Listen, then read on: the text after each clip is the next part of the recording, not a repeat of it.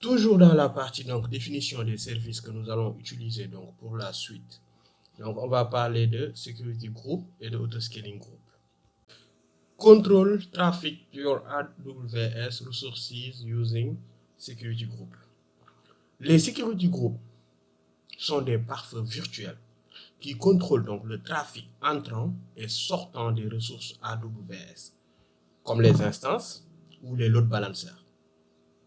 Ils fonctionnent donc au niveau de l'instance ou du service, définissant donc des règles qui sont basées sur des protocoles, des ports et des sources et destinations. Les convictions donc qui font qu'on utilise donc security group. Tout d'abord, il y a la sécurité. Les security groups permettent donc de limiter l'accès aux instances, aux services, aux seules ressources qui sont autorisées, ce qui réduit donc la surface d'attaque. La granularité. Les règles peuvent être définies donc pour des ports spécifiques. Par exemple, pour le port 80-80 pour Tomcat, 80 ou 443 pour le load balancer. Sa flexibilité. Les security groups peuvent être mis à jour dynamiquement pour répondre donc aux besoins de changement.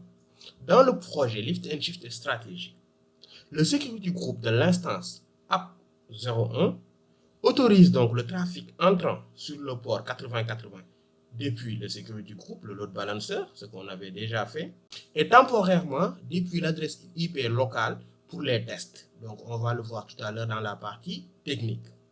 Le security group de l'application load balancer autorise donc le trafic entrant sur le port 80, c'est-à-dire le HTTP, et le port 443, HTTPS, depuis Internet. Quelle est l'importance des security groups pour nous les DevOps? Tout d'abord, la sécurité du réseau. Les security groups sont un outil clé pour appliquer donc le principe du moindre privilège au niveau réseau. Son automatisation. Les DevOps donc peuvent gérer les security groups via des outils comme Terraform, on le verra plus tard, AWS CLI, on l'a vu tout à l'heure, pour les déploiements qui sont reproductibles. Son dépannage. Comprendre les security groups est essentiel donc pour diagnostiquer les problèmes de connectivité. Par exemple, pour une instance manquée dans le target group. Sa flexibilité. Les DevOps donc peuvent ajuster les règles dynamiquement pour répondre donc aux besoins des applications ou aux menaces de sécurité. Les security groups donc sont fondamentaux pour nous les DevOps car ils garantissent une sécurité donc réseau robuste et flexible donc dans les environnements cloud. Vous pouvez donc voir la suite ou les autres détails sur la documentation. Enfin, l'autoscaling group. Un autoscaling group ASG en abrégé est un service AWS donc, qui permet de gérer dynamiquement le nombre d'instances EC2 en fonction donc, de la charge ou d'autres métriques. Il s'intègre avec l'application load balancer et les target groups pour distribuer donc, le trafic vers les instances.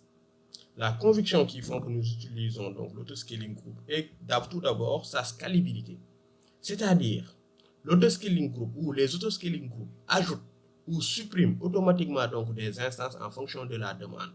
Par exemple, augmentation du trafic sur une application. Sa haute disponibilité. Les autoscaling groups répartissent les instances donc sur plusieurs zones de disponibilité. Son optimisation pour les coûts. Les autoscaling groups réduisent donc le nombre d'instances lorsque la charge diminue, minimisant donc les coûts, ce qui fait qu'on peut payer, on paye moins. Dans le cadre donc de notre projet Lift and Shift Strategy, bien que non détaillé donc dans tout le processus, un autoscaling group donc est mentionné donc à la prochaine vidéo, c'est-à-dire dans la partie technique, pour permettre donc à l'application vProfile donc de s'adapter automatiquement à une augmentation donc du trafic en ajoutant donc des instances similaires à l'instance qu'on a définie et qu'on a appelée app01. Quelle est son importance pour nous les DevOps? Tout d'abord, il y a la scalabilité automatique. Les autoscaling groups donc permettent aux DevOps donc de construire des applications qui sont capables de gérer donc des pics de trafic sans intervention manuelle. Sa résilience. En répartissant donc les instances sur plusieurs zones, les autoscaling groups donc améliorent la disponibilité. Son optimisation pour les coûts. Les DevOps peuvent configurer donc des politiques pour minimiser donc les coûts à payer tout en maintenant donc les performances. Son intégration CI/CD. Les autoscaling groups donc s'intègrent avec les pipelines donc de déploiement pour mettre à jour donc les instances avec des nouveaux artefacts. Les DevOps doivent maîtriser donc tout ce qui est autoscaling group donc pour concevoir des architectures qui sont scalables et économiques, ce qui est un besoin courant donc dans les applications cloud modernes. Synthèse. Donc l'importance de l'ensemble de ces services dans le projet Lift and Shift Strategy. Donc dans ce projet, ces services que nous venons d'énumérer et de définir permettent de déployer donc notre application vProfile de manière donc sécurisée, escalable et accessible. L'Elastic Load Balancer donc distribue le trafic vers notre instance app01, ce qui offre donc une URL publique et une connexion HTTPS sécurisée. Le Target Group nous garantit que le trafic est dirigé donc vers une instance qui est saine, avec des health checks configurés pour Tomcat, nous le verrons dans la partie technique. Et ACM donc sécurise la connexion HTTPS avec un certificat donc pour le domaine personnalisé qu'on a déjà acheté et que je vous montrerai. Les security groups protègent l'instance et notre application load balancer en limitant donc l'accès aux ports qui sont nécessaires. Le autoscaling group permettra à l'application donc de s'adapter à la charge en ajoutant donc dynamiquement des instances. Pourquoi les DevOps doivent connaître ces services? Tout d'abord, il y a la scalabilité et la résilience. C'est-à-dire que ces services permettent de construire des architectures qui sont capables de gérer des charges qui sont variables et de rester disponibles en cas de panne. La sécurité. ACM et les security groups garantissent donc des connexions sécurisées et un contrôle d'accès précis des priorités pour les DevOps. Son automatisation ou leur automatisation.